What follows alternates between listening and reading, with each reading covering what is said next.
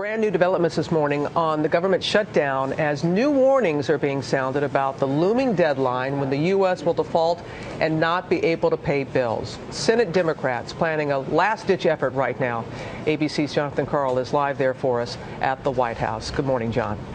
Good morning, Robin. As the shutdown enters its second week with no end in sight, Senate Democrats are moving forward with their plan to prevent a national default.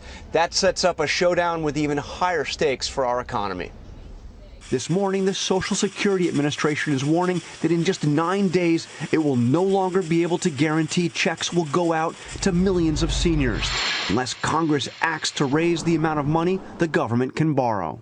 It's called the debt ceiling, and with nearly $17 trillion of national debt, if it isn't raised by October 17th, the federal government will go into default.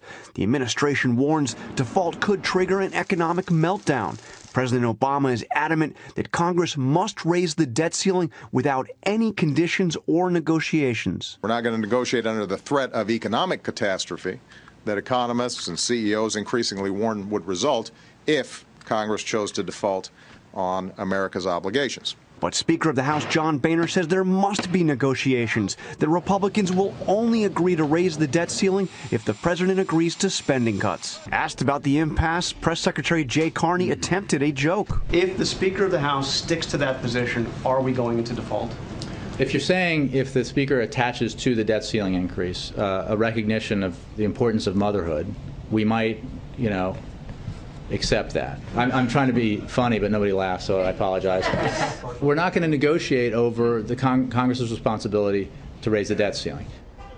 The public, of course, is increasingly disgusted by what they're seeing going on or not going on in Washington. And the latest ABC News Washington Post poll showed majorities disapproving of the president and both parties in Congress.